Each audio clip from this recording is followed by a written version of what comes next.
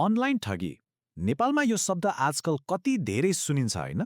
यो एउटा सानोतिनो समस्या मात्रै होइन, एउटा सङ्कट नै बनिसक्यो।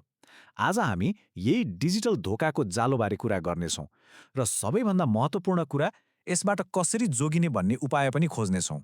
मोबाइलमा कहिले यस्तो लोभलाग्दो मेसेज आएको छ? हेर्दा त कस्तो राम्रो अवसर जस्तो देखिन्छ, तर होशियार। यस्तै अविश्वसनीय वाचाहरू नै ठगहरूले फाल्ने पहिलो चारा हो। घरमै बसेर दिनको 10-15 हजार कमाउनुहोस्, सुन्दा त सपना जस्तै लाग्छ होइन त? तर यही सजिलो पैसाको सपना देखाएर नै त हो ठगहरूले आफ्नो जालमा पार्ने। अनि यो त झनै चलेको छ। लगानी गर्नुहोस्, 7 दिन नै पैसा डबल। एउटा कुरा सधैँ मनमा राख्नुपर्छ, यस्तो छिटो र अवास्तविक फाइदाको वाचा गर्नु नै डिजिटल ठगीको सबैभन्दा ठूलो सङ्केत हो। ल, अब हेरौँ अनलाइन ठगीको यो जाल कतिसम्म फैलिएको छ। साँच्चै भन्नुपर्दा वास्तविकता त डरलाग्दो छ। नेपालमा हरेक दिन सयौं मानिसहरू यस्तो ठगीको शिकार बनिरहेका छन् र सबैभन्दा दुःखको कुरा के हो भने धेरैलाई त आफू ठगिरहेको छु भन्ने पत्तै हुँदैन। अनि यी ठगहरू कहाँ छन् त? जताततै। फेसबुक, टिकटक, व्हाट्सएप, टेलिग्राम, जहाँ जहाँ मानिसहरूको भिड हुन्छ त्यही उनीहरू आफ्नो जाल बिछ्याएर बसेका हुन्छन्। र उनीहरू एकदमै चलाक हुन्छन् है। चिटिक्क पारेको प्रोफाइल, नक्कली स्क्रिनशट अनि झुटो तारिफहरू, यी सबै विश्वास जित्ने उनीहरूका हतियार हुन्। कहिलेकाहीँ त दाइ दिदी हामी पनि नेपाली नै हौँ, विश्वास गर्नुहोस् भन्दै इमोसनल ब्ल्याकमेल पनि गर्न खोज्छन्। अब कुरा गरौँ ठगहरूको खेलको बारेमा। उनीहरूको गेम प्लान कस्तो हुन्छ त? उनीहरू अनेक रूपमा आउँछन्।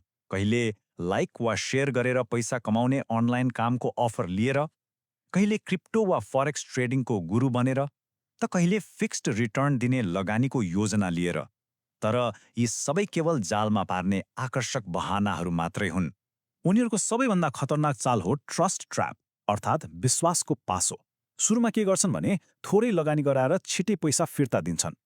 जब विश्वास बढ्छ तब ठूलो रकम लगानी गर्न लगाउँछन् र त्यसपछि पैसा लिएर गायब। हेर्नुस् त उनीहरूको वाचा र वास्तविकतामा कति फरक छ। उनीहरू भन्छन् ग्यारेन्टी नाफा हुन्छ, तर वास्तविकतामा त जोखिम मात्रै छ। उनीहरू सजिलो पैसाको सपना देखाउँछन्, तर त्यो त एउटा भुलभुलैया पासो बाहेक केही होइन। अब प्रश्न उठ्छ, मानिसहरू किन फस्छन् त? यति थाहा हुँदै पनि मानिसहरू किन यस्तो जालमा पर्छन्? यसको पछाडि हाम्रो आफ्नै मनोविज्ञानले ठूलो भूमिका खेलेको हुन्छ।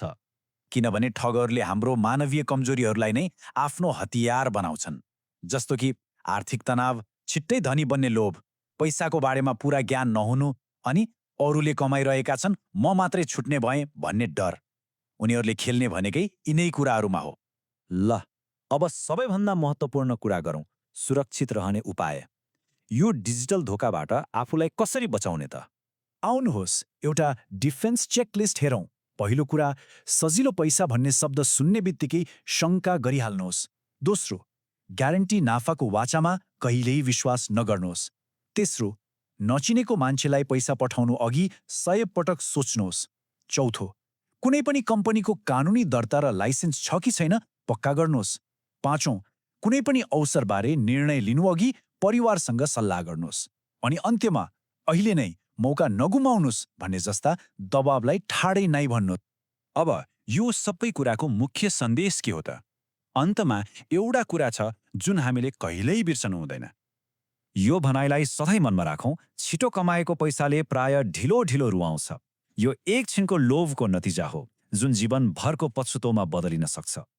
त्यसैले एउटा कुरा के बुझौँ भने सबैभन्दा ठूलो कमाई सजिलो पैसा होइन, बरु सही ज्ञान हो। यदि यो जानकारीले एकजनालाई मात्रै पनि ठगिनबाट जोगाउन सक्छ भने यसलाई अरूसम्म पनि पुर्याउनुहोस्, किनकि यस्तो समयमा ज्ञान नै हाम्रो सबैभन्दा ठूलो सुरक्षा कवच हो।